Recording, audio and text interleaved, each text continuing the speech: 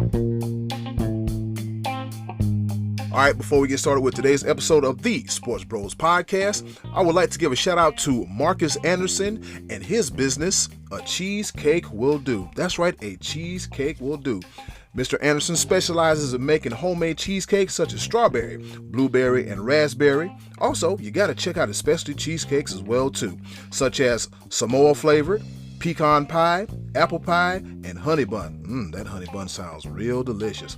Also, it's Christmas, and you can't forget the holiday cheesecakes as well too. Check out his eggnog cheesecake. Oh, that sounds delicious. And I love eggnog despite what everybody says. But that's neither here nor there. You should check him out on Facebook at his like page, A Cheesecake Will Do. You can also hit him up via the telephone at 843-447-0958. And if you're hungry, why wait? Grab yourself a cheesecake because a cheesecake will do.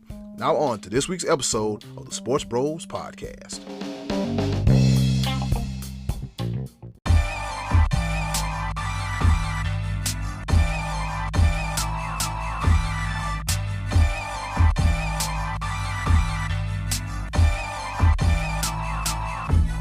Welcome to another episode of the Sports Bros Podcast, featuring the almighty B Live, the money man Scottie D, and your host, the head of creative, Eddy Kool.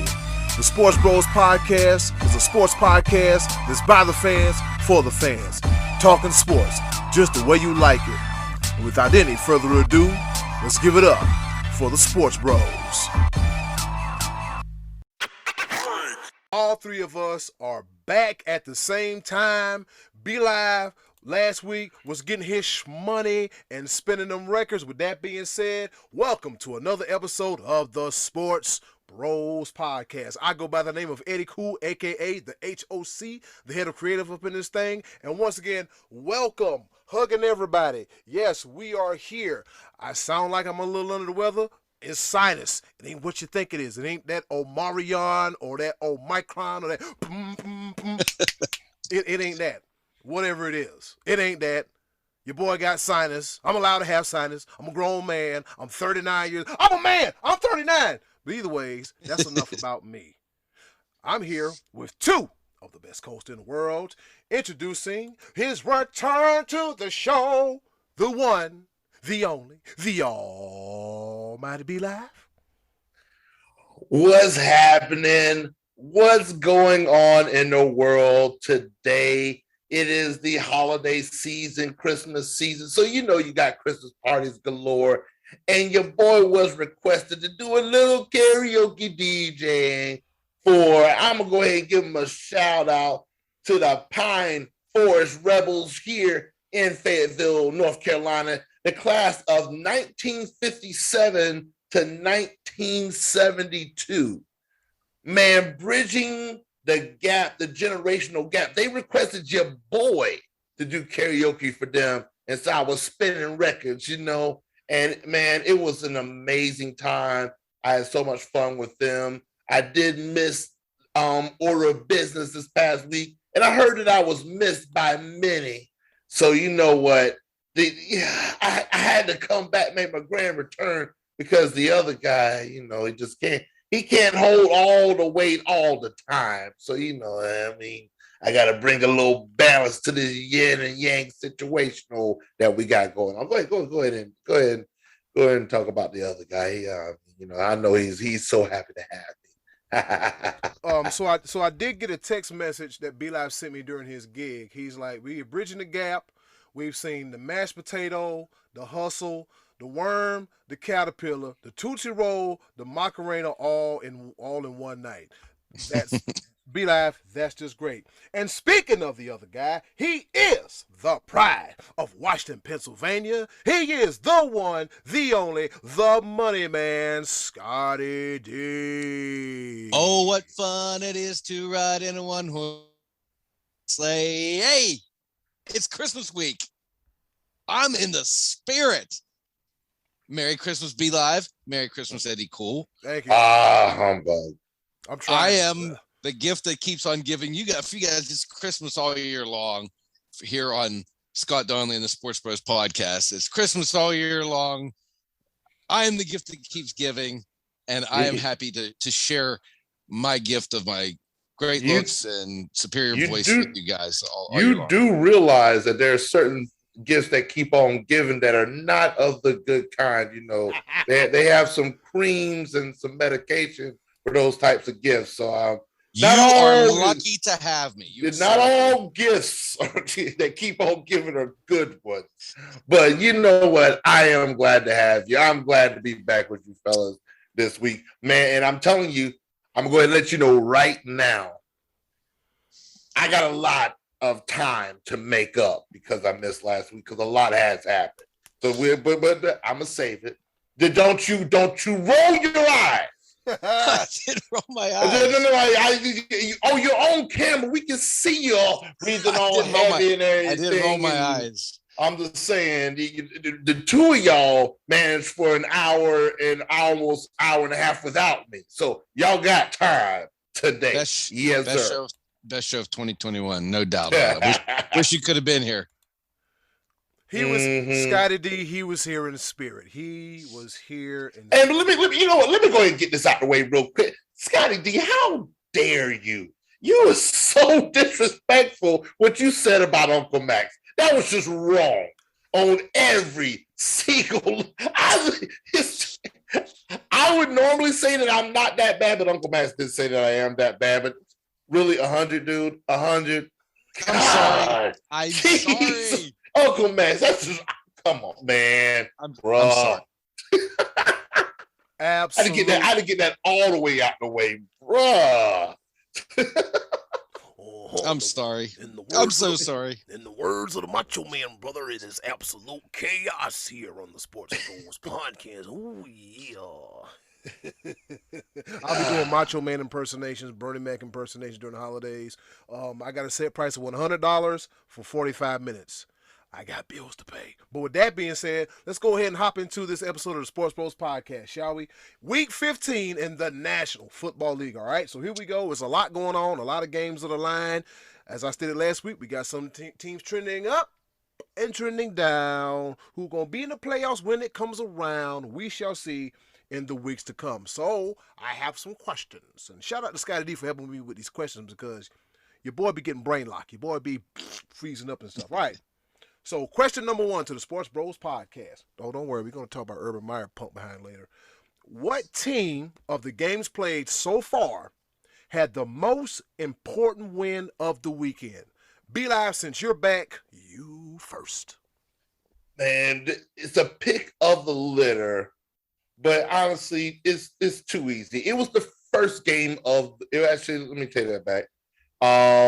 It was a Saturday night game, New England versus Indy. New England was hot, red hot coming in, and everybody was like, man, New England to the Super Bowl, New England this, New England that, blah, blah, blah, blah. And Indy said, hold on, wait a minute. Let's put some coat in it. Let's throw some Jonathan Taylor in it. Hold on. Y'all just ain't going to come in and you're just going to run roughshod on us. And they made a very, very, very strong point of why, hey, do not count us out. The reason why this game was so big, not only put some right thick in the playoff picture, it puts them one game behind the Tennessee Titans, and you already know they're already injury ridden. They still haven't really found their identity after losing Derrick Henry. So it's one of the things. The Colts are trending up, the Titans are trending down, and when I tell you every single game counts, especially in the AFC right now, because there is one game between 4th place in the AFC and 13th place. One game. Log jam.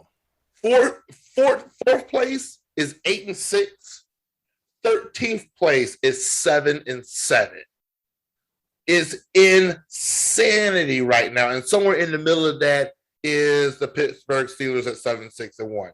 It's pandemonium. So every single game has, and I just think Indy beating New England, that was a game that almost everybody was like, New England's going to win this, and it's going to put Indy behind in that 7-7 category. But with that win, they're 8-6. They're one game out of the division lead, and that division lead is so important because you do not want to get into that logjam of tiebreaker situations. So that easily the game that had the most impact for me. Scottie D, what say you, sir? You know, it's funny that you mentioned like how many teams are in it, because just a couple weeks ago we were talking about adding that extra spot made it feel like so many more teams were in it. Remember, we just had this conversation like 2 weeks ago, and more than half the NFL is in the hunt. It used to be in the hunt meant we're just going to put your name on the screen so you don't feel too bad. But yeah, I mean, that's crazy. And the Steelers got to be kicking themselves for tying with the Lions. I mean, if that's what keeps them out of the hunt, but they were back from the dead this past week with a big win against Tennessee. I was prepared to say the most important game of the week was actually the very first one, which was the Chiefs beating the Chargers, because the Chargers let that one slip through their fingers. I mean, they left a ton of points on the board because they decided just not to send the kicker onto the field. They just decided not to do that. And in doing so, they allowed Kansas City now to stake a claim for the top seed in the AFC. And I honestly think Kansas City really needs to have that home field all the way through the playoffs. And if they do, they'll go back to the Super Bowl. But I really think Kansas City needs that because they're not playing as well this year as they were the past 2 years. But then Sunday night happened. And man, did things just spin on their axis for the Buccaneers. They lost their running back, Leonard Fournette, who had been on fire. They lost Godwin for the season. They lost Mike Evans for probably a month, because a hamstring like that, if it takes a month, that's going on into the playoffs. They're going to get AB back. Antonio Brown's going to come back, but he's been sitting for a few weeks, so at no point has he been the absolute focal point of this Buccaneers offense. He's been the third guy. Now he's going to be asked to step into the lead role, and Scotty Miller is going to probably have to catch some more balls. Gronk had a terrible game the other night. He caught 2 passes for like 15 yards or something silly like that. And the hero of the week before, when the Buccaneers had to go to overtime to win, was Rashad Perryman, and I don't believe he caught a ball on Sunday night. The Buccaneers suddenly look really vulnerable, and in losing that game, they actually shifted the Cowboys up the ladder from like the 4 spot up to the 2 spot. That's a weird thing too. If the Cowboys and Buccaneers finish tied, the Buccaneers have the head-to-head record, and they would get the higher seed. But if a third team, the Cardinals, are incorporated, then the Cowboys cancel out that head-to-head and have a better conference record, and they would move up. But very strange is the Cowboys can actually drop from 2 to 3 without losing a game. But that's actually possible in this scenario. But the Buccaneers, man, this is the opposite of last season. Whenever they looked so throughout the regular season, and in December they got hot and right up the ladder. And this year it seems like it's going completely the opposite. So I'm going to say that was probably the most important game, because that kind of put a whole shift on the entire NFC, while the Packers wriggled off the hook against the Ravens. Well, because, the Ravens decided to go for 2 yet again. And that's another team B-Live is going to be kicking themselves. They're now 8-6. They could just as easily be 10-4 by missing 2 2-point conversions. I don't know. I'm gonna throw this out here real quick. Sorry, I'm Eddy Kool. The Baltimore Ravens have lost their last 3 games by a grand total of 4 points. God, first time in NFL history that's happened. 1 point, 2 points, 1 point. They've lost their last 3 games by a total of 4 points. They could easily be 11-3 right now, but they're sitting at 8-6. And also, if the season ended today, the Ravens would be sitting at home out of the playoffs. Eddy Kool, but I had to throw that in there because it's, again, craziness in the NFL right now. And yes, I'll admit some things in a little bit, but yeah, this is just, whew. Yeah, this is where it is right now, and let me clear my throat. I'll agree. One of the most important games this week this past week so far had to be the Colts and the Patriots because there was so much riding on the line, seeding, trying to lock up a division, one team trying to get into the playoffs, and I think there's a big statement win. That's the Colts' biggest win of the season. That's the Colts' biggest win of the season, and we all know a running back is not going to win the MVP. Let's go ahead and get it out the way. But the man need to get some consideration. Let's give Jonathan Taylor some consideration. Yeah. The way he put that nail in the coffin towards the end of the game, and the New England was like, we got nothing. They've been shutting down everybody all season. But Jonathan Taylor and that healthy, like I said before, like I told somebody, I don't know if I said on this podcast, but I said, wait till the Colts get healthy. Because I knew once Derrick Henry got hurt, Tennessee was going to hit a wall. They were going to hit a bump. And it was the Pittsburgh Steelers, who are sneakily trying to trend. Because when it comes to the AFC North, who wants to win this division? Anybody. The two teams in Ohio, the one team in Maryland, the one team in Pennsylvania. Somebody, please, win this here AFC North division, right? Let me, and I'm so glad you said that, because by that field goal today, Monday, that Las Vegas kicked, it took the Cleveland Browns from being on top of their division to being last. No, they're last in their division now. Ugh. They're dead last because of that field goal. And they went from fourth. If they win, they would be fourth in the playoff rankings and the seedings. It took them all the way to 12th because of just a field goal. That shows you what the AFC North division looks like right now. Is 4th to 12th because of a field goal. 3 points. And the Bengals bounced back on the real tough game on the road. God. Yeah, at Denver. Well, but didn't you think it was kind of ironic, kind of strange that in the Patriots' previous game, before the Colts game, they won a Monday Night Football game against the Bills by throwing 3 passes. And this game, they lost to a quarterback who completed 5 passes. Carson Wentz was like 5 of 12 for like 57 yards or something ridiculous like that. Oh. Very, very Tebow-esque, if you ask me, in a winning effort. Very Dak-esque also. I'd like just got to throw a little Dak dig out there because he still sucks right now. But do not give Trey Dizzle any ammunition. Do not give him fuel to the fire. Well, last time I talked about Dak, I ended up with a funny face all over Facebook, thanks to Eddy Kool there, which is currently my profile picture at his suggestion. Scottie D, that image is priceless. That image is priceless. Yo, Dak rant. Matter of fact, I'm gonna pull it up for the people to see. But yeah, as I stated, as far as like the Browns have pretty much shot themselves in the foot. See you next year, Cleveland. Well, COVID kind of hurt them pretty badly too. Yeah. Because it took out 2 quarterbacks who neither one were sick just because of COVID protocols. They were stuck. I mean, and the league tried to help them. Hey, there's that handsome fella. Can't you look at this face? I mean, yes, his mother loves it because he is that's her baby boy. And Scottie D, look at the passion, look at the eyes, and just like he can't believe it.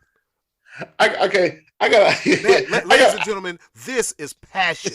Look at this. This is passion. It ain't being pissed off. It's PASSION. But like I was saying about the I wish I was here for that. Oh man, God. I wish. I don't know. We'll be live. You and everybody else can revisit that on our YouTube channel, the full episode, right? The full episode. So yeah, like I was saying, as far as the Colts and the Patriots go, I think that was the most important game of the week because so much is riding on the line, and Carson Wentz only completing 5 passes. Like what are we doing? Like you said, the Patriots a week before. They tried it 3 times. Nah, we was going to run the ball down their throat. And it's like I said, man, the Colts going to go to the playoffs. I'll just say that. But you know a team who's on fire that no one's talking about? The Miami Dolphins. Miami, yeah. They got to know that's 6 in a row. They're back to 500. They're back to they were 1-7 Yeah. We completely wrote them off. I couldn't understand why they're 1-7, but I also can't understand them winning 7 in a row either. I mean, they are quietly doing that, Eddie. They, like you said, they're under the radar doing this, but here they are. They are now they're in the hunt. They are up in the hunt. Yep, they are 11th. They are 11th at 7-7. But again, one game separates 10 teams. 10 teams are separated by one game. And the only thing the Dolphins got to do is keep playing football and keep winning games like they've been doing these past 6 or 7 weeks, and they keep doing what they're doing. We got Christian. I'm sorry. There was one other important game too. I didn't mean to cut you off, but I didn't want to move on without mentioning the most bewildering one, which was the Lions knocking off Arizona. Where did that come from? They're out there biting kneecaps against Arizona. I mean, it's happening. The kneecaps are getting bit. The Lions have now 2 wins and a tie. And it's important for not only the Cardinals dropping from the 1 seed down to the 4 seed, but the Lions are moving away from the number 1 pick in the draft. They're moving up the ladder. Wow. The Jaguars are in place to have back-to-back number 1 seed. Is that a good segue to go into the dumpster fire that's going on in Jacksonville? But hold up, but before we get there, that segue, real quick, fellas. I'm sorry, my bad. We getting there because we all got something to say. What is the most important game of the upcoming weekend, fellas? What say you? Oh, yeah. I almost jumped the gun. I apologize, fellas. Yeah, you sure did jump the gun. Well, let's see. We got the Packers playing the Browns on Christmas night. The Packers look good. They're on fire, and I'm not gonna lie to you. The city of Cleveland is gonna hate me, but the Browns do not stand a chance in Lambeau. It'd be a Christmas gift for me as a Cowboy fan to see somebody hang another loss on Green Bay, so they're not number 1 in Lambeau all through the playoffs. But I think you're right, though. I think the Monday night loss to the Raiders was devastating to the Browns and to their chances. I really do, especially with the Pack looming on a short week on the road. So that is definitely a very important game. We talked about these other scenarios already. The Ravens and Bengals. 8-6 each. I think this one's in Cincinnati, if I'm not mistaken. Yep. So that is one of the most important ones to see who wins that division. And I've been wrong about the Bengals before, just when I think they're getting hot. Actually, I think when you guys were visiting me here in Pittsburgh, did they not go on the road and beat the Ravens that weekend? And we thought the Bengals have arrived, and then they went and laid an egg, I think, against somebody the following week. So that's an important one. B-Live, what do you say? There's another one that's kind of sticking out for me. You want to hit on that one if we're thinking the same thing? There's like 5 of them. I'm looking at this list and I'm like, oh my God, what is going on here? Baltimore, Cincinnati, definitely up there. But I think the big I'm gonna put it in layers. The most all right. I have 1A, 1B, and 2. I've got to mention all 3 of them. I just have to because all right. I'm going to go with number 2, and it's under the radar. It's under the radar because what the heck? But the Monday night game between Miami and New Orleans. New Orleans is sitting at number 7 in the rankings. They're in the playoffs if the season ended today. I think they're going to fall out. I think I like Miami to beat them. I can't see a Taysom Hill starting in a playoff game. I'm having a hard time envisioning that. I got you, but the way that New Orleans defense is playing, that's true. That's true. So you just don't know. That game has huge playoff implications because Miami, like I said, they're on the outside looking in right now, but all it takes is one game, one win. My 1A and my 1B, though, it should be pretty obvious. You've got Buffalo going into New England. Jesus Lord. Everything. I think everything's on the line in that game, division and all that. And then Miami on top of that is only sitting 2 games behind. So that right there just, man, can you see right now Miami being a game out of the division? After being 1-7, because if Buffalo beat New England, it's possible. Man, it's possible. And then and then don't forget, New England makes that annual trip to Miami, and we know how that turned out the last few years. But that's my 1B, Buffalo, New England. My Buffalo, 1A, New England. I'm really looking forward to seeing how that shakes out because the previous meeting a couple weeks ago didn't go any way that we thought it was in that wind game. I mean, you threw the ball 3 times and won the game. That's that just doesn't happen in modern football. And it won't happen again. Probably it will. It probably will not. Yeah. No. But my 1A is we're talking about trends. It's Christmas. It's Christmas night. We just talked about it. The Colts versus the Cardinals. Indy versus Arizona on Christmas Day. Huge implications. Indy wins that game. They're trending up. They should be at top of the division, depending on what Baltimore and Cincy does. It's so much. I've already said it before. It's pandemonium. That's why I was just looking at this list real quick because I forgot to do my research. And I was like, whoa, wait, good Lord. Here comes Santa Claus. There comes Santa. Man, these games are going to be insane this week. So much is on the line. 3 weeks left. This 28 teams still eligible to make the playoffs out of 32. There's only 3 weeks left. Only 4 teams are out of the playoff race. Anything can happen. This is what the NFL wanted whenever they decided to add the extra spot, is to generate so much more interest, and it's working this year. I mean, it's one of those things. We're talking about teams that we otherwise wouldn't have been talking about. We wouldn't be talking about Miami or really even San Francisco, who's back on track, and Washington and Philly actually being kind of an elimination game. Yep. I mean, there's a lot going on here. Yep. All right. You could, Eddy Kool, but man, I got excited when I looked at it. I was like, whoa. Yeah. Geez. Yeah. We can spend another 30 minutes on that one. But the big news, other than Omicron, Omarion, Orlando Mare, Big Urban Meyer. Yeah. He gets fired. I called it last week on the show in so many words. I went on a scathing tirade about Urban Meyer. I didn't expect that by the time you put the show out, he'd already be fired. Eddy Kool. I thought he was going to maybe get through the season. But then the following day after we did our show is when that news about Lambo came out, and that pretty much kicked Urban Meyer to the curb. That was it. I mean, this was a disaster. And we thought this was a disaster when we heard about it back in whenever he got hired back in the spring or whatever.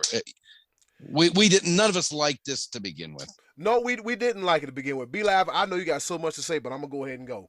First of all, number one, be it a car or be it a person, you cannot kick a Lambo. All right. You cannot kick a Lambo. I've been waiting all week to say, but you cannot kick a Lambo. I mean, Urban Meyer, you've had success on the college level. Urban, you knew this pulling was not going to work in the NFL, all right? No, he didn't. If he knew that, he wouldn't have tried it. Sorry, my bad. He wouldn't have tried it. He should have known. Yep. Hey, like they say, when you know better, you do better. But B-Live, I'm going to go ahead and give the floor to you, all right? Here you go. Urban Meyer, by B-Live. Let's get it. I apologize ahead of time, Eddy Kool. I didn't want you to cede your time to me, but but both of y'all understand where I stand with this. Urban Meyer, who in the hell do you think you are? I'm the head ball coach and I can do whatever I want. What? What's his name? Josh Lambo? Is that his name? I can't remember. Yeah, Josh Lambo. Josh Lambo. Let me talk to you real quick. You punk. How you would I understand you needed your job. I'll tell you right now, there is certain things that I don't give a damn about when it comes to my job and what I will tolerate. If somebody puts their hands on me, we got to go. Oh man.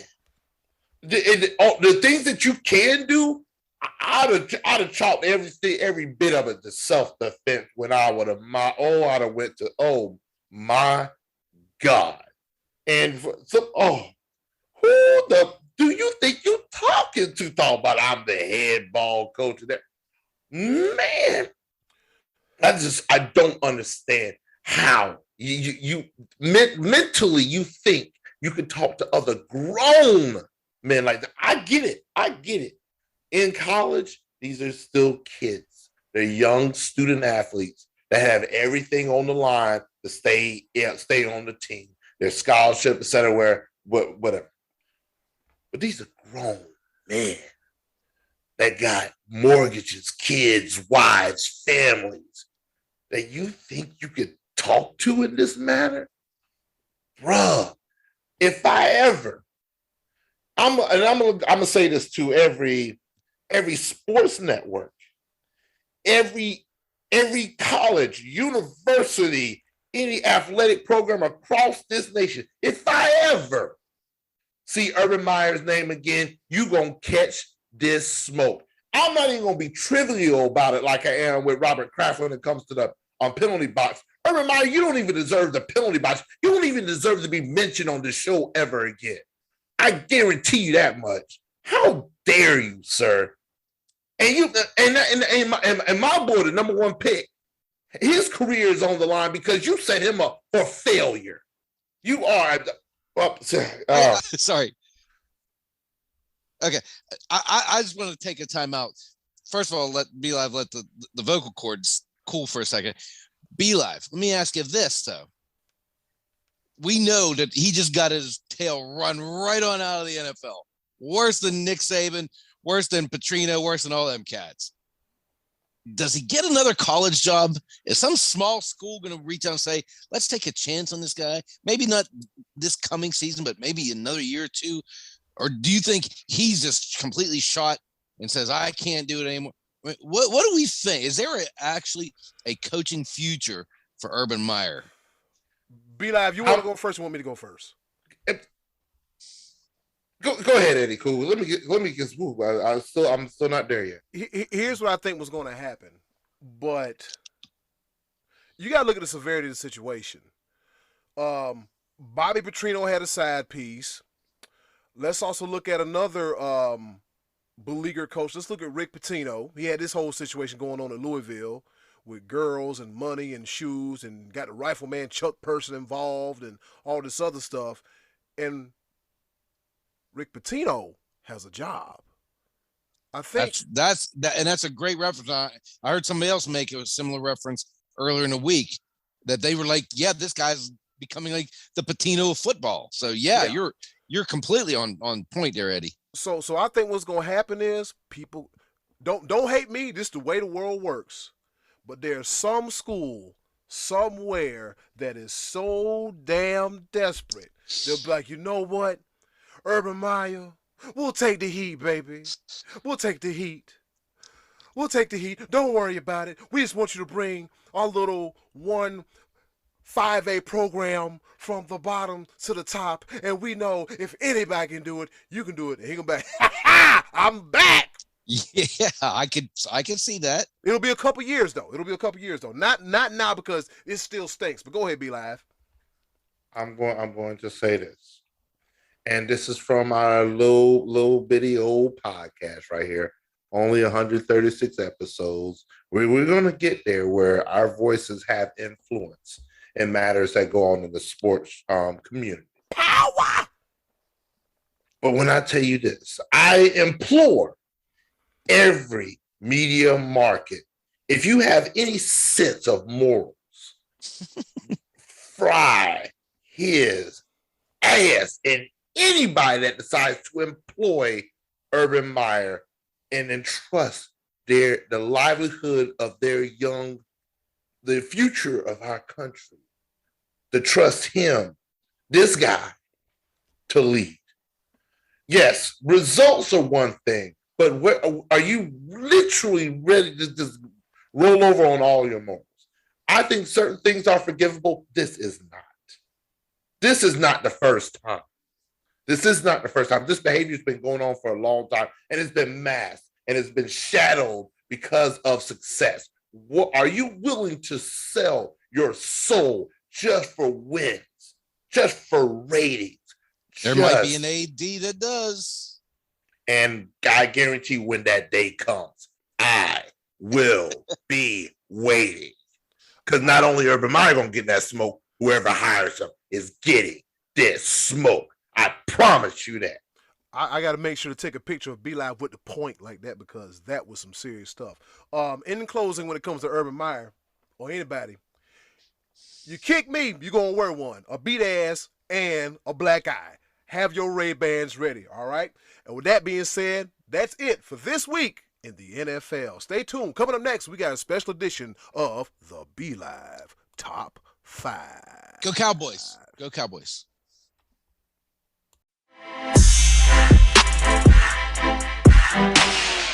Ladies, gentlemen, animals, inanimate objects, and everything else, he is back. Ladies and gentlemen, the B-Live Top 5. I asked for this week because normally my top 5 had to do with the college football playoffs and that and everything like that. This is just a special segment because I couldn't just let this go. I couldn't let this go when I heard. There's been a lot of talk of college football, especially with recruiting, name, image, likeness, transfer portal, all kinds of things going on in the college football world in the midst of college, the bowl season, everything like that. But I could not believe I heard what I heard and saw what I saw when I read this article and heard this heard this show. I'm going to read this statement, and then I'm going to opine on this if I could. On the Doug Gottlieb show, Doug Gottlieb was commenting on the number 2 or the number 1 recruit in 2022 changing his mind from Florida State. I'm not saying flipping because a lot of people they're misinterpreting that word, where he decided to change his commitment, decommit from Florida State and go to Jackson State. Huge implications with that. And I applaud the man for doing so. He has every right to do so within his bounds and everything like that. Everybody else need to mind their business unless they know the entire story, especially one Doug Gottlieb. And I'm just going to read what he had to say on the matter. Doug Gottlieb, and he says, and I quote, "Twitter is celebrating a kid making an obvious mistake is hilarious. If anyone really thinks you're better off going to Jackson State to play football as a quarterback than going to play at Georgia, Florida State, or Texas A&M, you're certifiably insane, or you're just not worthy of any realistic discussion because you can't take emotion out. Those schools have way more resources, far larger alumni bases, play at a much higher level of competition, have much greater support in terms of academics, athletics, training, support, etc. You want to say it's about HBCUs, historically black colleges, universities. If Deion leaves tomorrow, is Trevor Hunter staying? Of course not. There's nothing other than Deion and the gob of money. Is it racist? Because I don't think it's in the kid's best interest for his long-term future. And I have 30 to 40 years of data to prove that I'm right. End quote. And this was part of, and so he's basically denigrating, downplaying the fact, like, how does this kid think he's in a better situation going to Jackson State as opposed to going to where he initially committed to, Florida State? And the fact that he's throwing out all of this, way more resources, far larger alumni base, et cetera, et cetera. I want to talk about 5 reasons why Doug Gottlieb should shut what I call the hell up. Number 5. Doug Gottlieb is probably that type of person that thinks that Applebee's is the best restaurant in the country because it has more resources. And it has locations all across the country. Any town you go to, you can find an Applebee's. And that makes Applebee's the best restaurant in America. Anybody that's ever, if you've ever ventured outside of your small town and noticed there are other restaurants beside Applebee's, you would realize that Applebee's may or may not be the best restaurant because it's called variety. Not all people fit in the same little square peg. So for you to think that the only opportunity there is for anybody is for these larger schools is idiotic. I'm like, that's the dumbest thing I've ever heard in my entire life. Do you even understand why HBCUs exist? Do you understand the monumental history that comes behind why these schools exist? The fact that education, higher education for the African-American community was not a thing at all until the late 1800s. That your predominant schools just did not even allow a person of color to even go into the school. And so you're the type of person that thinks now, because things are so equal, that, oh yeah, you just go to the bigger schools. Don't worry about the HBCUs. They don't have much to offer or anything like that because they're smaller and everything. They're not going to do you as well as some of these bigger schools. That's the dumbest thing I've ever heard. And he's probably the type of person that thinks that only shopping you can do, the only good shopping you can do is Walmart because Walmart has low prices and Walmart's everywhere and da-da-da-da. And that leads me to my number 4. Reasons why he should. A former Walmart president, a former Starbucks chief of operations, and current Walgreens CEO, Rosalind Brewer, guess where she graduated from? She graduated from an historical Black college university. She graduated from Spelman College. So, Doug Gottlieb, what I want you to do right now, I don't ever want you to shop at Walmart. I don't ever want you to get a triple coffee macchiato, latte, whatever they call them, at Starbucks. And don't you dare step foot in the Walgreens ever again because you think that HBCUs don't have what is good to offer to any student in this nation. I want you to just don't shop there anymore. Because it's beneath you. It's beneath you. They don't have enough resources, according to you. So, going into number 3. Number 3. I'm going to need you not to ever go watch a movie ever again. Especially one actor that is the highest grossing actor of all time. And he goes by the name of Samuel L. Jackson. I don't want you to ever watch Star Wars again. I don't ever want you to watch any Marvel film again. I don't want you to watch Pulp Fiction. I don't even want you to play Grand Theft Auto. I don't want you to watch The Incredibles. None of that. Because Samuel L. Jackson has had his hand in all of that. And that's barely scratching the surface of his accolades. Where did he graduate from? He graduated from Morehouse College. Guess where that is? What that is? That is an HBCU. But that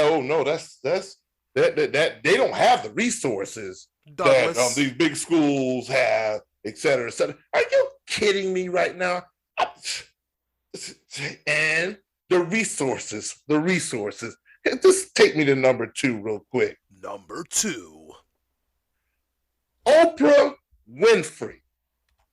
Do I need to say anything else? Yes. Somebody need to get in contact and for her to give us some money so we can make this. I see we can work that out. You know what I'm saying? Let me see how I can work that out. You know, I mean, just Oprah Winfrey. Do I need to really say anything else? And the fact that she graduated from Tennessee State University, an HBCU. Well, but that's beneath. It's beneath. They don't have enough resources. It's beneath Douglas, little Douglas. Yeah. Little Douglas. And then let me bring it back to football, if I could, if that's okay. If I could bring it back to football real quick for number 1. For number 1. Number 1. Thank you. I'm sorry. Only the GOAT when it comes, I think, the best athlete ever, especially the best wide receiver ever, by the name of Jerry Rice. And, he just went to Mississippi Valley State University, which is a HBCU. I should have did just a little bit more research to realize what offers he did or did not get at the time that he decided to go to Mississippi Valley State University. And all he did was just make his way into the league, put the work in, and Hall of Famer, greatest of all time wide receiver of nearly every record that is known to man. But according to Doug Gottlieb, HBCUs don't have the resources. They don't have the facilities that big schools have. They don't have the medical personnel. How could you possibly say? That blows my mind that you just dismiss other schools just because of money and status. He made a conscious choice. People can argue left or right about name, image, and likeness and all of these things. That kid would have gotten that name, image, and likeness deal anywhere he went because of his pure raw talent. He'd have gotten that at Florida State. He'd have gotten that same deal at Georgia. Barstool Sports was already looking at this kid, and it was not indicative of him signing at Jackson State. Do your research before you just start spewing out. Doug Gottlieb, I could not believe this. I could not believe this day and age, 2021, you decided, conscious thought that this made any type of sense. Bruh, just study. Just do a little bit of research of what HBCUs mean to not only the African-American community, but to the United States and all. If you did the slightest bit of research, you would know that 2 white women founded and started Spelman College. 2 white women started that college because they saw that African Americans were at a disadvantage. And people like you want to keep us at a disadvantage because those schools are beneath. I can't believe you said that. I really cannot believe you said that. And you really need to think about what you said because it makes 0 sense. Yes, we are afforded with better opportunities. Yes, the scales have tipped slightly. It's not equal. Let's make this perfectly clear. And I don't want to make this racial. That's not what I'm here for. But I just want to really pour in the fact that I can't believe you said that about HBCUs. I can't believe you said that like that. But fellas, if I'm in the wrong, if I brought this on the wrong platform, I apologize. But I want to allow the 2 of you to opine on what in the world was Doug Gottlieb thinking. Please. All right, I'll go first before you go, Scottie D. We were talking about Jerry Rice earlier. I did some research, aka the Google machine, and it says, quote from myblackhistory.net about Jerry Rice. It says, despite his talents, Rice didn't get a scholarship offer from the 40 or so NCAA Division I-A schools that showed interest. Even Mississippi State, just 20 miles away from where he lived, didn't offer a scholarship. Now you would figure, that's your backyard, and they would get first dibs. They said nope. Instead, but Archie Cooley, the coach of the 1AA Mississippi Valley State University in Eddy, Mississippi, heard about Rice and decided to roll the dice on him. And when it was all said and done, Jerry Rice went to Mississippi Valley State from 81 to 84 and was drafted in 1985 in the first round, pick number 16. I'm going to go through this little list to help Doug Gottlieb out before I pitch a Scottie D. Here's a short list of the Pro Football Hall of Fame inductees from HBCU schools, all right? Mel Blount, Willie Brown, Buck Buchanan, Harry Carson, all right? Richard Dent, Bob Hayes, Claude Humphrey. Let's see. Ken Houston, Charlie Joyner, Deacon Jones, Leroy Kelly, Willie Lanier, Walter Payton, Jerry Rice, Uncle Shay, Shannon Sharp, Art Shell, John Stallworth, Michael Strahan, Emmett Thomas, Aeneas Williams, and Wayfield Wright. No more talk. Over to you, Scottie D. Walter Payton, you know where he went to school? Yes, he went to school at Jackson State. Jackson State. Yeah, he went to Jackson State. And Scottie D, did I go over any Cowboys on this list? Was Harry Carson a Cowboy? No, he was a Giant. I'm sorry. Giant, yeah. Yeah, he was a Giant. I can't find no Cowboys, but I'm pretty sure there are Cowboys. It's just the fact that, like, if certain people do certain things throughout their life, and just because you don't like it, don't mean you frown upon it. Doug Gottlieb, you might have been in a situation where you could afford to go to Notre Dame. People, it's different times. Some people can do what they can afford, and I guess he saw an opportunity at Jackson State. And I get it. Florida State got everything else, so forth and so such, but Florida State was bad last year, this past season. Jackson State was pretty good this season.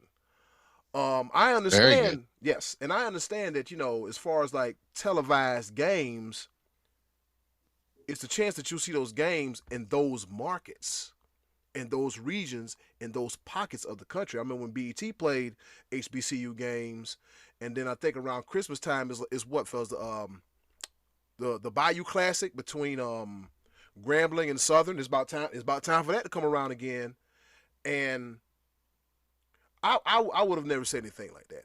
If that, what that kid saw? That kid saw, Coach Prime got them boys winning. Florida State is undergoing a whole transition.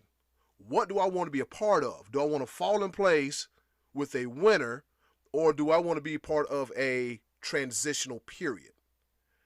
And if you're looking at Florida State, it's not getting any better. It's not a dig at Florida State, but it's reality. Let's keep it funky, stankin', dirty, nasty 100. Florida State was bad this year. Jackson State was good. He decided to go to where the winners was because he saw that was a better opportunity for him. That's all I got to say about that. Your turn, Scottie D. Well, the things that Gottlieb said actually were true. There are better resources, better competition, better facilities, more alumni. I don't know that he was slighting the other schools so much, because Deion Sanders, this is why he went there. He went there for Deion. I mean, let's face it, Deion is an absolute attraction. And I'm going to tell you, Deion Sanders is doing a way better job faster than I would have ever expected. I thought this is going to be a thing that Deion was going to like dabble with, dip his toe in. Kind of like when Magic Johnson was the head coach of the Lakers. That lasted like 20 games, whatever. And then he's like, that's really not what I want to do. I thought it was Deion kind of doing something like that. Where he's like, yeah, I'll be a head football coach for a minute and then be done with it. But he is doing a good job. I mean, that team, they were 15-4 in his 2 seasons. Mm-hmm. I think is what I was reading earlier. So he went there. But with Deion being good, don't you think there's a better chance in maybe 2 or 3 years Deion is the head coach at Florida State than he's going to be a head coach at Jackson State? I can see Deion moving up. Deion, why would that be? Why would that be? If Deion wanted that opportunity and they did not offer it. But it could happen, and maybe not Florida State, but somewhere a bigger school is going to say, Deion's for real as a coach. He can recruit his tail off. He can relate to the younger athletes better than a lot of these other guys that are available, better than Urban Meyer. I would rather have Deion Sanders as my head coach than Urban Meyer if I'm a college. I do hope in this sense, because there's another level of responsibility at this point in time when it comes to what Deion is doing.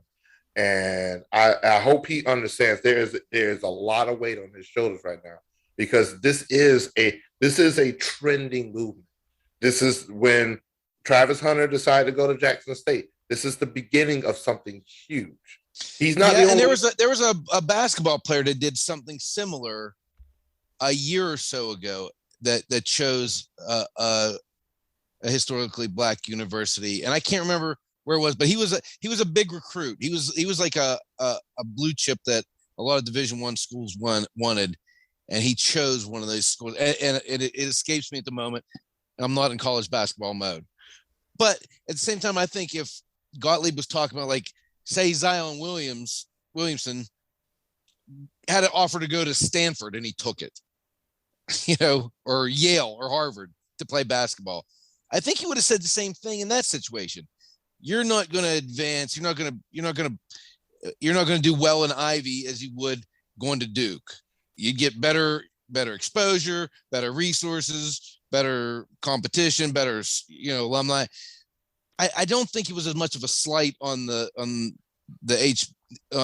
historically black colleges as it was as he's saying this kid just would have had a better chance getting more exposure, more experience, blah, blah, blah, at a bigger school. I don't think it was a slight as much as you're thinking it is. Here's the thing. I want to agree with you, Scottie D. Here's the thing. I want to agree with you because here's the thing. I'm emotion aside. A lot of things he said, like you said, are very true. But it was the worry. There's a certain level, there's a certain way of saying things. Okay. That the fact that he used terms like obvious mistake, certifiably insane.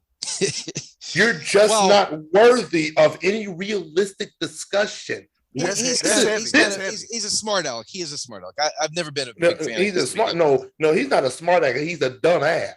There's a difference between the two. Fair enough. So, and that's the part that got me. That's what got me. Like I'm taking emotion out of this. I want to come with that. Here's the thing. He's not wrong when he says that Florida State has more resources. Very true. But here's one thing. He's literally taken. This could be such a great moment if there are more eyes on the smaller colleges. If there are more eyes, I guarantee you next year there are going to be more ESPN coverage of these games. Sure. Which is going to bring more exposure to these colleges, not just Jackson State. There's already been Hugh Jackson, Grambling State University. Yes, that is already that's big right there with the stuff. Yeah, he got it's happening. And then I don't know if you had a chance to watch the Celebration Bowl between Jackson State and South Carolina State. I did. I watched. I saw every bit of it. I watched all but the fourth quarter, I think. That right there, because it was getting out of hand. That right there gave added exposure to South Carolina State, which normally doesn't get that much of a mention. How many people know where Orangeburg, South Carolina is? Nobody. If you put it out on a map, it's very tough. I can barely do it. But there's so much history and tradition at South Carolina State. I've had a chance to go to a homecoming game at South Carolina State, and it's something. It's something. And now to see just what I see so much potential. This is the first of many. That the one thing that HBCUs have had trouble doing is appealing to the young Black demographic because of this day and age. Everybody wants to be in front of a camera. They want their name and everything, flashing lights and all that stuff. They want to go. They want to go to Clemson. They want to go to Carolina. They don't know the rich traditions that come behind an HBCU. I'm very much at fault of that, and I got the chance to go to South Carolina State. But I was like, man, I don't know if I'm gonna be able to get the same Now looking back and looking at the amount of successful entrepreneurs, businessmen, journalists, actors, sports figures, et cetera. Like you can't turn on you turn on Fox, you get Skipping Shannon Undisputed, Shannon Sharp. You turn on ESPN and you get First Take with Stephen A. Smith, Winston-Salem State University. Yeah. Right there, literally your hottest block in the morning time, you're catching somebody from an HBCU. And it's one of those things, Doug Gottlieb, it was his language. It was his language that got to me because not only did I read it, I heard him say it. And he was that's fair. For the record, I hope that Deion Sanders becomes like, what was his name at Grambling? Eddie Robinson. Yes. I would love to see that. I would love to see it. I just think that the pool of the money and the spotlight for Dion eventually is going to suck him up to a bigger school. And I hope not, but I hope it's so. hard. It's hard. It's hard even for a guy like Dion who has stacked some money and probably is going to be okay to pay for his next lunch. To turn down $10 million a year to stay whatever they're paying him here. Yeah, that's a hard. That's gonna be a hard sell to keep him there for a guy who all of his life's been wearing $sign chains around his neck and base salary of $300,000. Is that what he's getting? $300,000. There's some incentives for every sold or every sold out game. He gets 10% of the ticket sales over 10,000 seats. I did have a chance to look at that. Of course, that's not going to compete with Lincoln Riley's contract at USC. Right, yeah. But I'm hoping that this is an opportunity that he sees the importance of staying the course, because this has such a monumental impact. It could be huge for not only Jackson State, but for all member schools of the Mid-Eastern Athletic Conference and the Southwestern Athletic Conference, which are the two SWAC, which are the two predominantly historic Black college university conferences when it comes to football. And so that's what the Celebration Bowl is. It started in 2015, I believe. It's the winner of the MEAC versus the winner of the SWAC, which right now, as it sits, North Carolina A&T State University out of Greensboro, North Carolina, has 4 Celebration Bowl victories. Just want to throw that out there as well. Ain't that where J.R. Smith went to school at? And shout out to J.R. Smith. He's actually going to school right now. The golfer? Yeah, yes. He's going to school. Are you talking about that famous golfer, J.R. Smith? Yeah, famous shout out to J.R. Smith for getting his 4.0.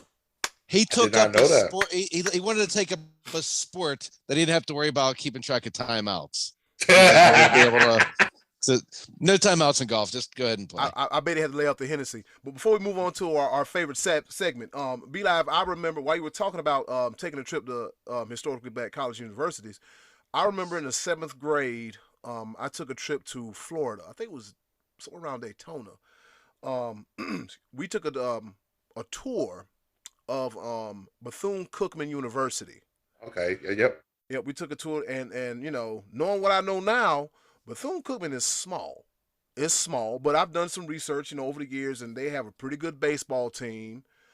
Certain things they're competitive in, and then certain things are just not, because that's just the way it is. You got your Florida States, and then you got your Bethune-Cookmans, you got your FAMUs, and then you got your University of South Florida. It's definitely different. But I mean, if it's as far as the kid goes, if that's what he wants to do, then that's all that matters. And what Doug Gottlieb thinks about it is none of nobody's business but his own. But fellas, he's entitled to his opinion. Is his opinion is just wrong. Anyway, he's entitled to it. But I want to make sure. Like, here's the thing: we're all entitled to our opinion. It does not mean it's right, wrong, indifference, et cetera, et cetera. But you should be held accountable for your opinion. And I just could not let this go by. I know I've taken a little bit more time than I wanted to, but I did ask for this because I need this to be known, and because he's not the only one. He's not the only one that thinks this.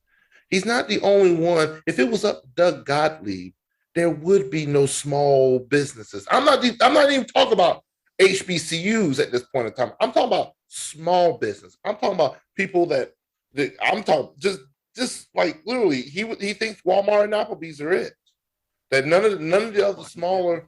But I'm just saying that's his mentality. That's his mentality. And Eddie, what time is it? Cheesecake, Macy's, Walmart, Applebee's. Perfect, Be Live. Guess what time it is, y'all? It is time What the? for our favorite portion of the Sports Bros podcast, the choices of the voices. And with that being said, hey, yo, Button, hit it. Choices of the voices. Next, come back, laugh, because we sure will. And now, our favorite part of the show, the choices of the voices. But once again, thank you to the wonderful and ever so lovely Miss Button for introducing our favorite portion of the show. You heard the woman, the choices of the voices. And it is a great one. It is a good one. All right. And with that being said, Scottie D, what's the question for this week's choices of the voices? All right. The question was, off the sports topic and into the holiday season, what is your favorite Christmas movie? Eddy Kool. A lot of people wanted to talk about it. Yep, Christmas movies, man. When it comes to the all-time choices of the voices history, they love talking about their favorite cereal. That's number one all time. And, of course, this one, Christmas movies. All right, we got Tom. All I do is win, win, win, no matter what. And he says, It's a Wonderful Life. It will be hard to top. Now, the thing about a Wonderful Life is it's a pretty good movie. But B-Live, I've never seen the movie in its entirety. I haven't seen it either. This is gonna be a Scottie D one. He had to get his Christmas hat. Yep, Scottie D stepped away for a quick sec, so let's see what Scottie D got going on here. Pittsburgh Penguins, the Pens. Got his Pens. I was gonna wear a Christmas hat, but I couldn't find it. And plus, I got like 2 tons of hair, so this man trying to get all this into one of those. What did Tom Wynn say? Winner. He said it's a wonderful life, and it will be hard to top. Okay. Yep. I never really spent much time on that one. That's more on Uncle Max's wheelhouse. Oh boy, here we go. All right, next. No, nope, wrong. You are not baiting me into that. This, not gonna do it. This movie did come out in 1946. B-Live said Knox this week because guess what? The cheese will not slide off this omelet. Oh, no. All right. Next up, Lorenzo Livingston. He says he has a couple of them, all right? Number 1, Home Alone, the first one. I didn't like the second one that much, to be honest with you. Number 2, Bad Santa, classic. And number 3, Friday After Next. And B-Live, you had a conversation with your cousin on this here topic. I mean, he is like one of the top enlisted non-commissioned officers at in the Air Force. He is an E9, aka and yet and he can't follow simple instructions. Because I told him to post on the main page, on the main post. I just merely shared it just so we could keep track of the answers and everything. But I was like, Lord Jesus, I'm gonna help him out. It's okay. It's like he's top flight security of the world, Craig. from Friday After Next. So I had to throw that in there. But man, no, I'm proud of my cousin and everything. He don't listen sometimes. He hard headed. He got about 5 different NFL teams. So I wonder from time to time which team he gonna root for. I really don't know who his team actually is, but that's neither here nor there at this moment. But yeah, Home Alone is a classic to me. Home Alone 1. I mean, yes, I definitely will agree with him on that. Never saw it. You were who? I never saw any of those 3 movies. I never did. Hold. Wait a minute. I never saw Home Alone. I hated that little kid whenever I was younger, and when he did the thing with the aftershave. If that's what it was, I saw the commercial. He's like, I don't like that little voice. I just never. Scottie D, how do you do it? How do you do it? Something like that. I don't know. I never saw it. I didn't think I was gonna like Macaulay, so I just never watched that movie. But yeah, all right. Well, that's usually my line when it comes to movies because I can tell you right now, a lot of these I have not watched. I'm just looking down the list, but Home Alone is one of them, and it's a staple. It literally is one of them. But I understand Scottie D's from a different generation, so I get that. I understand. He's That's a 94 movie. It's like right in my or 90 movie. Yeah. Well, you were an adult. You were an adult at the time, so I can get I was in the prime of my life. Yeah. Yep. I never saw Bad Santa, and I never saw Friday After Next. Bad Santa I saw the first one. I want to say Bad Santa wasn't that like early mid 2000s? Billy Bob and Bernie Mac. Oh, Bad Santa. I never saw a Bad Santa. I never saw it in its entirety. So, but I've seen Home Alone. I've seen Friday After That. These are good Christmas movies, though. I definitely will say that. Okay. All right. Moving right along, we got the Hall of Famer Uncle Max, and he said A Christmas Carol. Before I say the following, both of y'all don't say nothing. Circa 1938, and then he said Die Hard is a close second. Let me put this on gallery view to see what kind of shenanigans y'all got going on here. 1938, huh? 1938.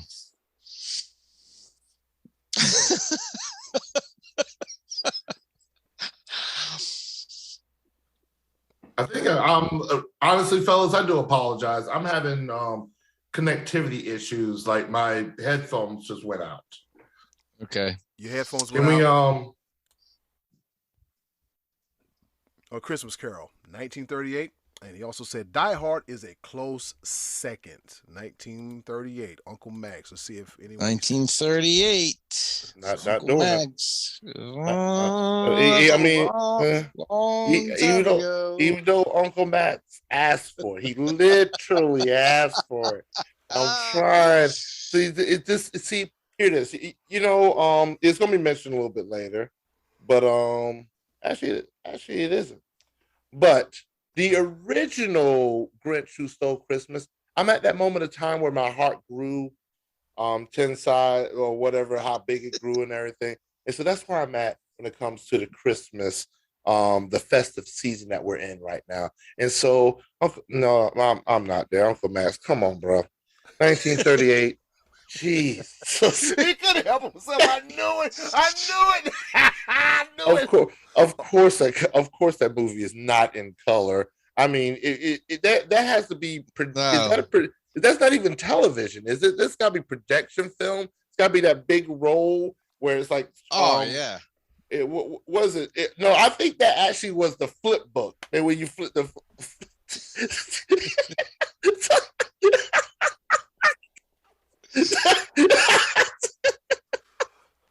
All right, moving right along. You're going to kill me on this podcast, man. I'm trying to hold my composure. Merry Christmas, Uncle Max. Uncle Max, God Uncle Max. bless us, everyone. Uncle Max, we love you, all right? I know I do. I ain't said nothing bad about you. It's Jabroni and Jabroni Light over here that got all the old jokes, all right? Uncle Max, we cool. Me and you, we I love. Don't worry about them. Moving right along before we lose a viewer / listener. All right, we got Hunter Samboli. He says, gotta go with Christmas Vacation, baby, from the National Lampoon series. Boom. That's Boom. Yeah. Yep, got a good one. All right, then we got Katie Joe. She said it happened on 5th Avenue. And she also said Christmas Vacation is a close second. The Griswolds. Got a little Griswolds, baby. The coolest name in the game, Nikki Rock. She says The Grinch with Jim Carrey. I've only seen that once, I think. I ain't never seen it. Bayer's good. I've seen the one with Jim Carrey. It's pretty good. It's pretty good. You're a mean one. I just don't know that it needed to be done because I like the cartoons. Right. Again, that's one of those live action where they try to recreate. Jim Carrey is a character that he pulled it off. He was the perfect guy to do it. Yeah. Had it would have been anybody else. The drizzling stinky poops, all right? Dave Ramito, he said, outside of the big dogs, I'll throw in Christmas with the Cranks. The Cranks didn't see that one. That's the caveman family, right? With the kids and the little yeah, that's what it is. I got nothing. Let's see. Richard Metzger, he says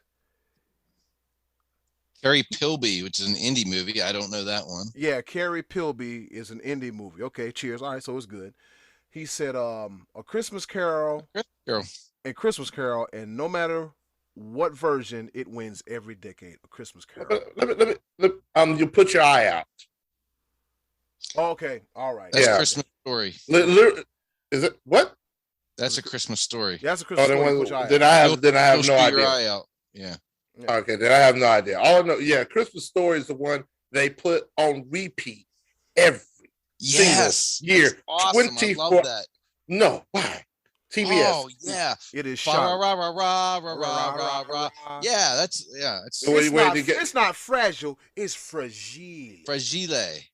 Oh dear God, that's not even necessary. Is that the one? Is that the same one where he puts his tongue on the freaking frozen? No. And Red Ryder BB gun and sliding down the slide backwards, and Santa Claus kicks him in the face. I'm telling you, it's a major award. He won a major Christmas Carol. What is that?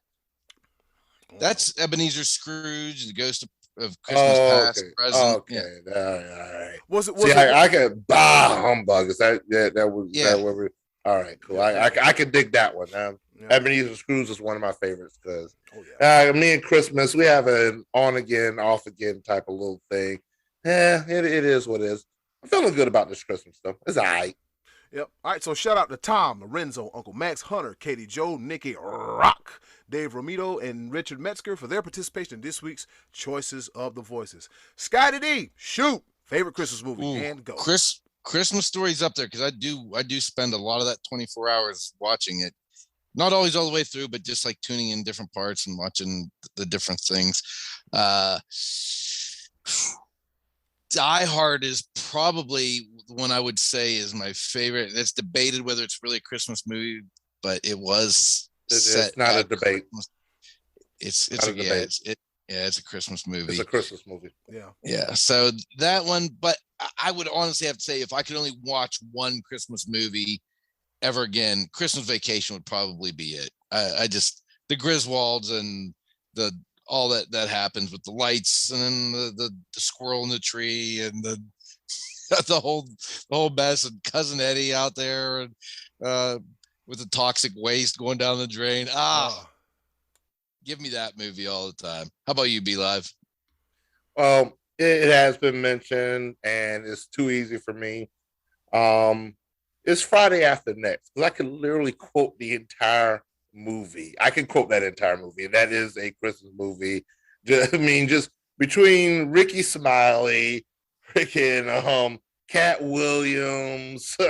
I mean, this. I didn't even know that was a Christmas movie. I swear I didn't even know. How in the world? The very first scene is Ricky's is them trying to beat up Santa Claus with a Christmas tree when he's trying to rob him. I saw it. Oh my goodness! I only saw the first Friday. That one was too good, and then I just never saw the rest of them. Yeah, Friday After Next is just dumb. Let me just put it this way: it's dumb. That's why I like it because I can just quote half. I can quote half the movie. Like, you thought we was play pimping? I am a boy, Damon. Like there's so many quotes from that movie. Top flight security of the world, Craig. How do I look, Daddy? Like a damn snitch ready to tell somebody right now. So many quotes from that. Y'all can't be selling this. Oh my God. Holy moly donuts. I ain't a killer, but don't push me. There's so many quotes from that movie that just made its way through just this it's the culture. It's the culture. I'm just telling you. There's so many quotes. It's Pinky. I could go on and on about that movie. That's why it's just my favorite. Just because I can quote half the movie. I'm a been them curves. Oh man, might have to watch that as soon as this gets over with. All right, my turn. So I have three, right? I have three. Number one, in no particular order. You ready for this one? Coming to America. Wow. Speaking of those, one of those movies that they play 11 times, I think it's on VH1. Yeah, Coming to America. Coming to America. That is a Christmas movie. Oh, it's not. It's set in that time. Well, it's cold outside. It's cold outside in New York like 10 months a year. New Hampshire or New York, Scottie D? Which state is it? I had to think about it. Okay. I don't know if I remember seeing a Christmas tree though. I'm thinking, let me see. You remember that scene where they were at the community center? And I think we were taking the donations. There was some Christmas decor somewhere. Or when they came to America, there was some it was something Christmassy somewhere because it's always played the time before, like, the odd times. It's always been played in December. I can get that, but yeah. She's your queen, so be. Again, another movie I could quote left and right. Just yeah. Randy Watson says a chocolate. That boy good. Good, terrible. I don't know.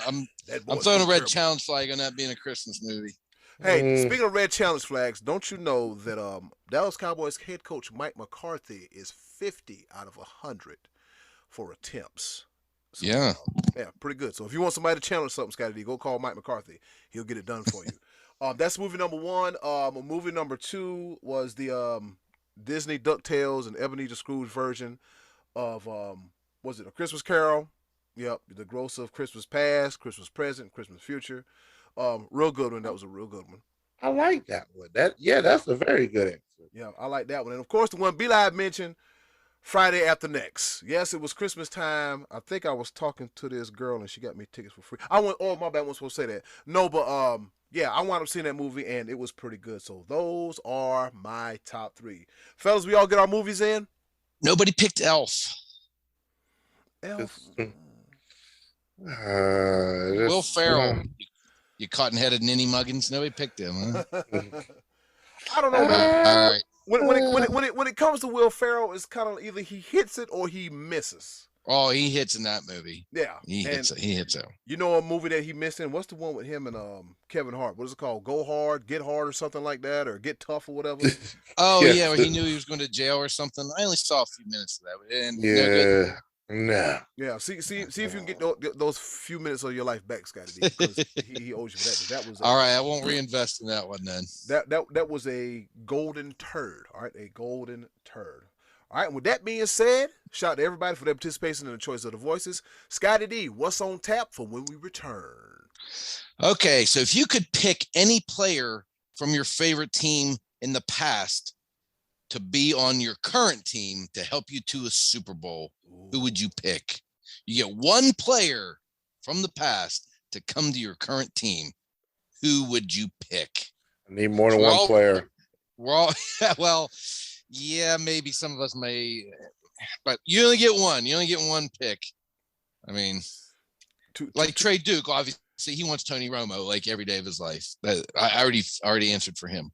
Yep, that's pretty much it. He's probably in Facebook pokey anyway, so that's why he won't be able to answer. I think he might be, yeah. Jesus. Somebody just do not learn their lesson at all. We got to make sure we've got to put some money on his Facebook pokey commissary card. We got to get him a meal or something because I heard the meals in Facebook jail suck. So yeah, so if Trey comes out a little thinner, we know why. All right, we know why. We know why. Check us out for when we come back. Choices of the voices. You get to pick one player from the past to help your team to go to the playoffs in the present. See you next week for another edition of Choices of the Voices. Pepper coming right up. Okay, boys, let's bring it home with a round of pepper.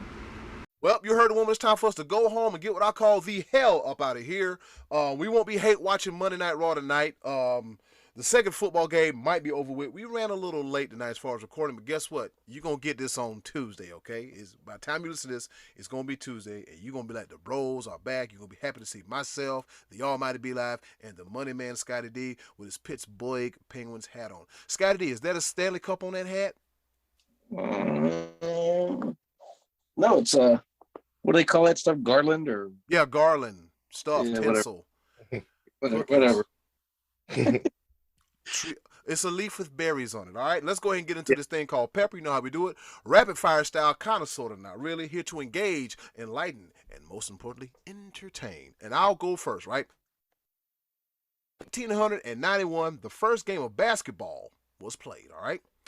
It was in 1891. 1891. Yep. It's based on the rules created by the one, the only, legendary Dr. James Naismith, and was played by 18 students in Springfield, Massachusetts. So here's my question: did it just have 18 people on the floor at one time talking about pass me the ball?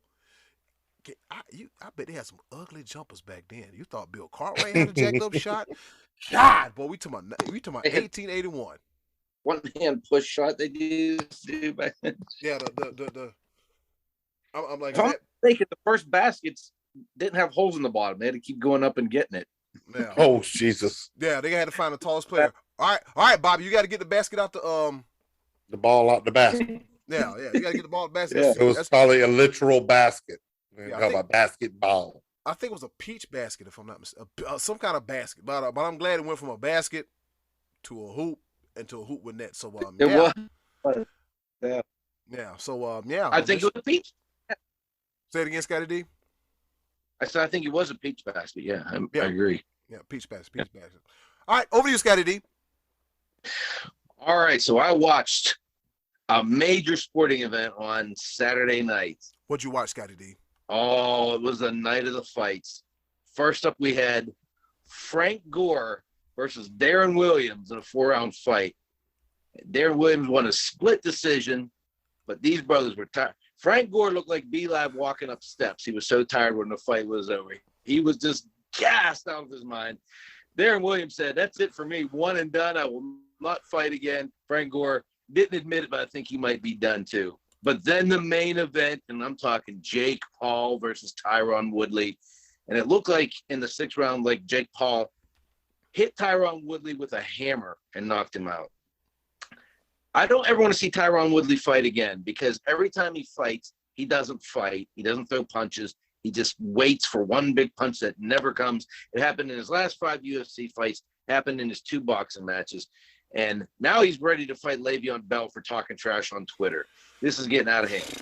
Jake Paul, in the meantime, continues to rack up just tons and tons of money while beating up smaller guys who are not boxers and acting like he's the toughest guy going, and then talking trash on Dana White. Now he's talking trash on Masvidal and Nate Diaz, and it's just blah, blah, blah, blah, blah. And I hope that I never have to watch Tyron Woodley fight again. And the next time Jake Paul fights, I'll be watching. Be Live, over to you. But before you go to Be Live, Jorge Masvidal said, "I'm gonna break his jaw, and I want Dana White to be there to see it." Go ahead. Well, I thought Masvidal said you can't afford me, and he wasn't going to fight him. But that's because he's under contract with the UFC. They won't fight. That won't happen. Not gonna happen. Over to you, Be Live. All right, and to Scottie D, we all hope that we don't see Tyron Woodley fight ever again. But if you ever mention about me being tired walking up some stairs again, me and you on site, it's gonna be Live, the Almighty. You're gonna get these almighty hands. My bad. You know, you ain't your bad. You knew what you was doing. Yes. And yes, I was huffing and puffing when we got up them stairs after the Pittsburgh Crimson game. I was like, oh, yes, I was out of breath. I can't talk. You should have seen me going up those mountains in California in the forest. It was just out of breath. Winded, blow it up, you name it. I was that. Go ahead, Be Live. Yes, Scottie D, Uncle Max, Matty Ice. I want to let you know that I have not conformed, but I've done a lot of extensive research to come to maybe a possible solution to our college football dilemma when it comes to an expanded playoff. And this is going to be a truncated form because this is Pepper, but I've come up with a 12-team playoff. I posted on Facebook of where I have reconstructed it down to 8 major conferences, as opposed to not the Power 5 and the Group of 5. You have 8 major conferences, and you're going to take the eight major conference winners, and you take 4 at-large teams. So, if there was a 12-team playoff, they would have had their the first round this past week. And according to my playoff bracket, you would have seen the likes of the ACC champion, Pittsburgh Panthers, going against the likes of Baylor being the at-large team being let me make sure I got it right. Yep. They'd have been in there. Boom, boom, boom, boom, boom, boom. But just because I would actually have Cincinnati beating Baylor in the Big 12 championship since Cincinnati is going to Big 12, but that's neither here nor there. Pittsburgh versus Baylor. Also, you'd have the likes of University of Texas San Antonio being the number 8 seed going against the number 9 seed Georgia. My first pepper point is going to be about that game. I would compare University of Texas San Antonio to the Georgia-Kentucky game. I think that their styles are very similar. Texas San Antonio has a balanced attack. Georgia did end up being the victor in that game, but it was a little bit closer than people would expect. I think Georgia would outman Texas San Antonio, but this is the type of match you would see in a 12-team expanded playoff, making sure that we keep the smaller teams in all 8 conferences. Eddy Kool, the ball. The ball and moving right along. We got a low-scoring affair. Vikings win. I think the score is like 17-9 or something. What's up with these low-scoring games, man? I don't get it, man. It's just yeah, man. Vikings win. Yeah, keep playoff hopes alive and stuff. All right, so here we go. My second pepper point. I would like to wish a happy birthday to Josh Gibson. All right. Josh Gibson was an all-time Negro League great. He played, if there's a Negro League team, he played for it. He played for the Negro League team in Pittsburgh.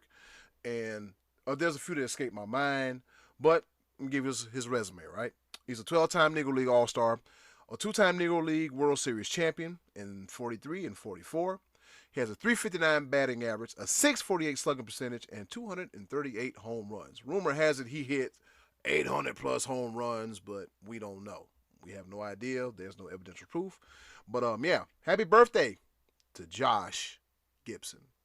Over to you, Scottie D. And before Scottie D continues, people that may not know Josh Gibson, if you ever watched the movie Life, can't get right. Josh Gibson.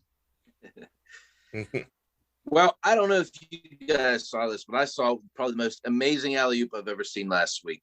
Now, alley-oops are very common, but this one was very rare because it happened in hockey. I don't know if you guys saw this or not, but it was against the Buffalo Sabres and it was the Anaheim Ducks. Trevor Zegras, forgive me if I botched his name, he was the alley, and Sonny Milano was the ooper. And the way he pulled it off was he scooped the puck up behind the goalie net, flipped it over the goalie, and Milano pretty much bunted it in past the goalie. It was one of the now I've seen guys lift the puck before and scoop and throw it past the goalie, but I've never seen it quite done alley-oop style. I guess it's actually been copied in another hockey league since. Another couple guys have pulled that off. So just something to keep an eye on, because there's already starting to be rumblings about not being able to scoop the puck up like that in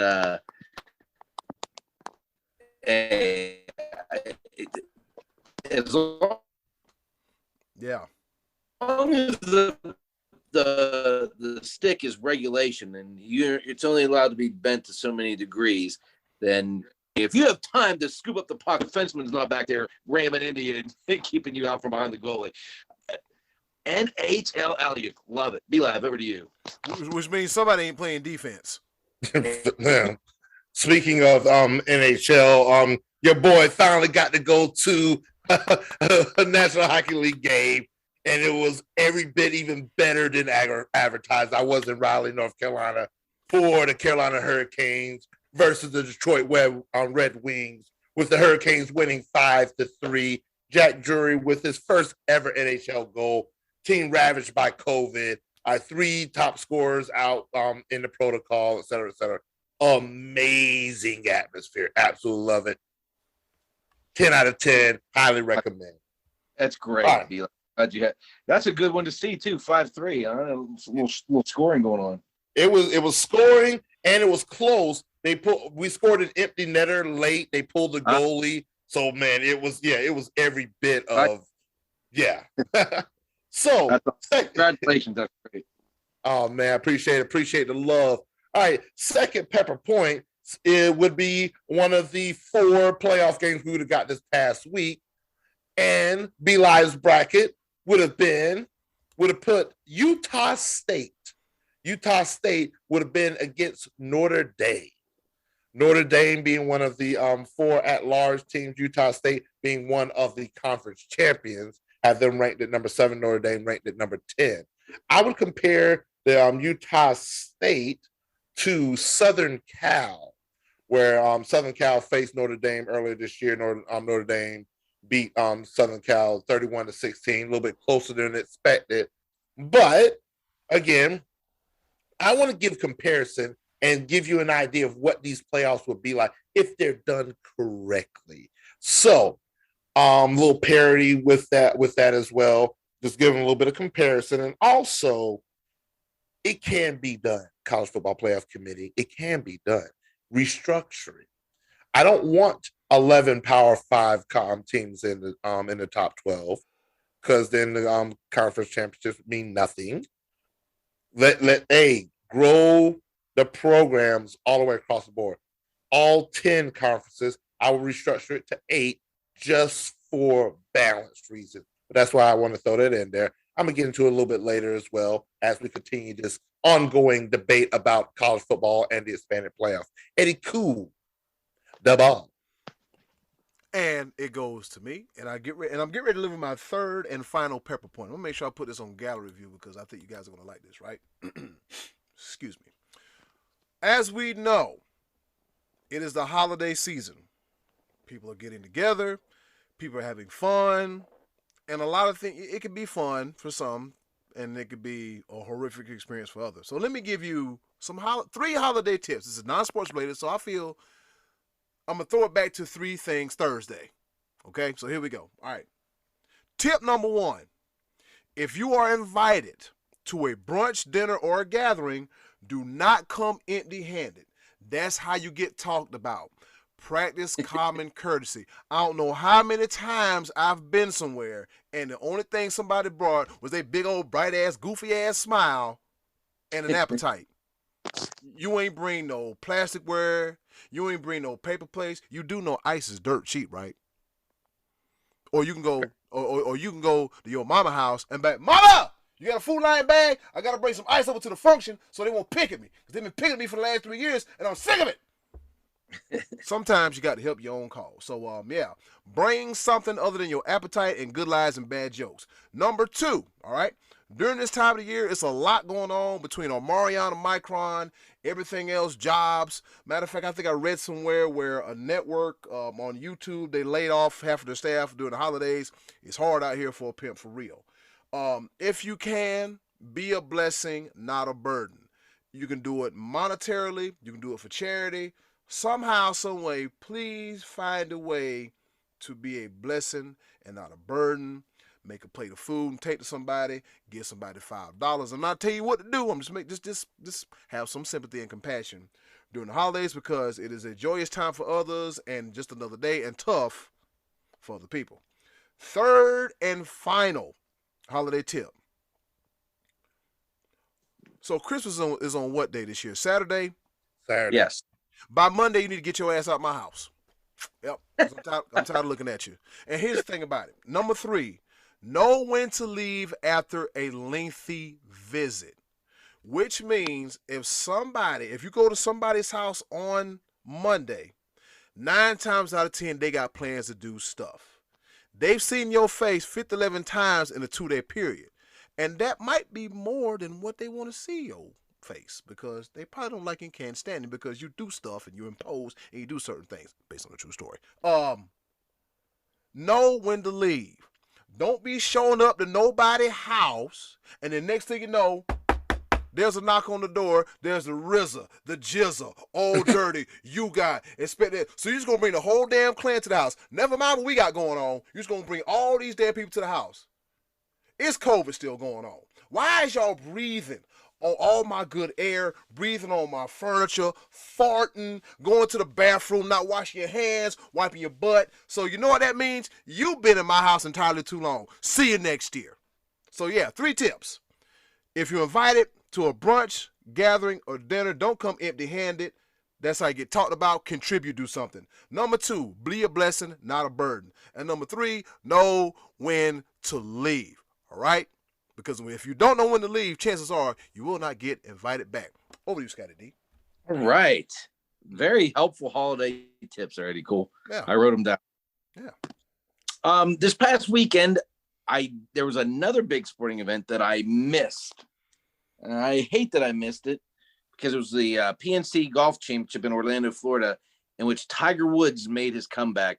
Played with his son, Charlie, in a father-son type of tournament that actually, I think he finished 2 behind, and John Daly and his son won that tournament. It doesn't matter really who won because Tiger Woods is back. I don't know how much golf we're going to see him play in the future. Now that he has his proverbial repaired foot in the door, we might get to see a little bit more of him. I don't know if he's going to be able to play, 4 days at a time or not. But the fact is, golf is a better place. The world of golf is a better world when Tiger Woods is involved, be it just showing up at a few events or playing some pro-ams or what have you. But for a guy who was very close to having his foot amputated earlier this calendar year, man, it's good to have Tiger Woods back in the game of golf. Be live. Over to you. Tiger Woods, y'all. And Be Live next week, just a little teaser. We're going to talk about why I hate college football. We'll save that for next week. Over to you. Oh, boy. Bring it on. And with that being said, even all this hard work that I've put in, all this research that I've done, and Eddy Kool, I got you one better on knowing when to leave. You better get a hotel if you come to visit me. I can tell you that right now. Ain't nobody staying up in my house. Yeah, you can come over to the house. You can have a little fixing. You can prep a plate to go. Ain't nobody staying in my house. And if I fart in my own house, don't ask me no questions. I did that. But anyway, but yeah, college football. And I want to say this also to Matty Ice.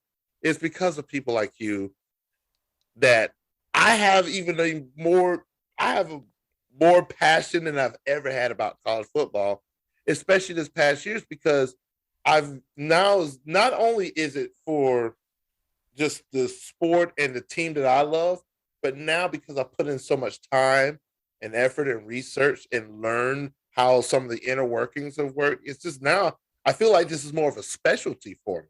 That's something I can really dive into. I have my own segment and everything. You gotta love it. Mm-hmm.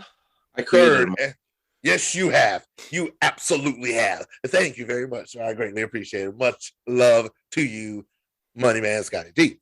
Third and final pepper point, again, would have been the playoffs. If it was a 12-team playoff, it'd have been this past week. And it would have featured, according to my rankings, according to my realignment, would have featured number 6, the University of Louisiana, ranked number 6 in my bracket, against the number 11 seed Ohio State. And just quick breakdown, my 4 at-large teams would have been Georgia, Notre Dame, Ohio State, and Baylor. I have Cincinnati winning the Big 12. They're going to the Big 12. I did a little shifting. Cincinnati is going to the Big 12 next year. I actually want to have them in the Big 10 because they're proximity-wise. So I did that restructuring as well. I actually moved this a couple things. I moved Coastal Carolina and ECU. I moved them into the ACC. There's actually other teams that are moving up into the Big 12 that are replacing Oklahoma and Texas that are going to the SEC. So I factored in those teams as well. I actually put Appalachian State. I put them in the Big 10 as well. So yeah, I posted it on the page. So check that out. There could be a moment where I go into a little bit more detail. I may just do a segment by myself, not part of the podcast, just to save Scottie D from having to suffer through it. But I think I actually want him to suffer through it because he created this. But anyway, with his whole playoff and all this stuff, and Uncle Max and Matty Ice, yes, it's for you as well. But yes, third and final pepper point, Louisiana versus Ohio State. I'm actually going to compare Louisiana. Louisiana is one of the better group of 5 teams. I just want to look at this real quick because I think I had them moving up. Yeah, Louisiana, I believe actually would I think They're not moving to the Big 12 conference, but I'd have them moving to the Big 12 conference to give them actually 12 teams because it's called the Big 12. But I would compare Louisiana to Tulsa when they played Ohio State. And Tulsa gave Ohio State a little bit of trouble. The passing game was not as fluid with C.J. Stroud at the time, but Trevion Henderson ran the ball all over Tulsa, ended up being 41-20 Ohio State. And so I still had the at-large teams beating the smaller schools. But the way my playoff is set up is that the conference champions would have a home game the first round.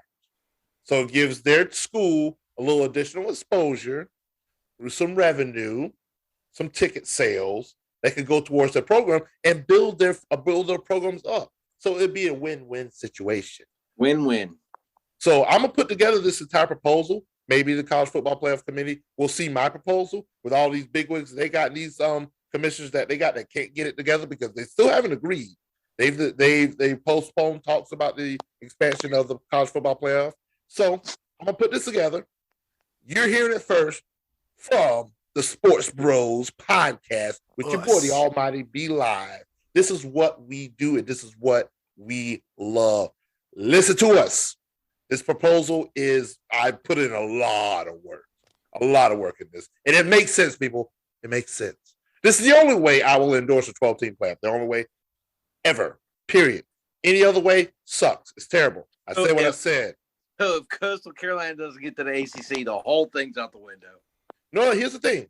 Coastal Carolina is still one of those part of those 8 conferences. Put 8 conference winners into the playoff. Do not put the 4th place SEC team in the playoff. You know that's what's going to happen, Scottie D. So it's off the table if Coastal doesn't get the ACC. Is that what you're saying? No, it's not off the table. I'm not saying my realignment has to be ironclad. I just say that the conference champions need to be in. Okay. It would still be. Here's the thing. I'm going to elaborate just real quickly. It'd be very similar to how March Madness is already set up, where you get automatic bids. But as opposed to having 31 automatic bids, you would have 8. I think 10 is just a little bit too many in a 12-team playoff because then you literally are leaving out somebody. I mean, second place, like right now, a way it would be set up, the way I think it would be, you would actually leave out. You would leave out Notre Dame. Not Notre Dame. You would leave out the second place team in the Big Ten, and I think they were the strongest conference. But just the way the seeding went, they would be left out. So yes, I think Ohio State deserves to be in a 12-team playoff, but they would be left out whole season. Huh? So I think they should cancel the whole season. Yeah, of course you say that. I want you to come with actual facts as to why they should cancel the whole season and stop the spewing this ridiculousness that you always do. I'm coming with real thought out, meticulous facts. I don't want to hear any of your nonsense, sir. We've done very good in this episode so far. Don't end it in such a bad note. That's why your phone dead now, because it's looking at a dead person as old as you are. So Lord, ladies and gentlemen, this has been another episode of the Sports Bros podcast. All right, happy holidays. Merry Christmas. Y'all be good. As I stated earlier, my second holiday tip: be a blessing and not a burden, because Christmas is a time of joy for people, and some people just can't wait for the 25th to end and for the 26th to come. Personally, it was around the time I lost my mom, and sometimes I struggle with it, but I must push forward. And then in closing, do something nice for yourself, and if you can, do something nice for someone else. They'll appreciate it now more than ever. Ladies and gentlemen, happy holidays, happy Hanukkah, happy Kwanzaa, happy festivals for the rest of us. This is another episode of the Sports Bros podcast. Merry Christmas. Listen to us. And if you like us, let us know you like us. Also, you can catch this episode up on YouTube as soon as possible.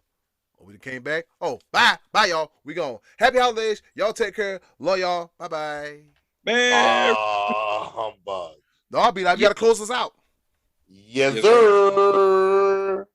I mean, yes, sir. You stop it. Get out of here.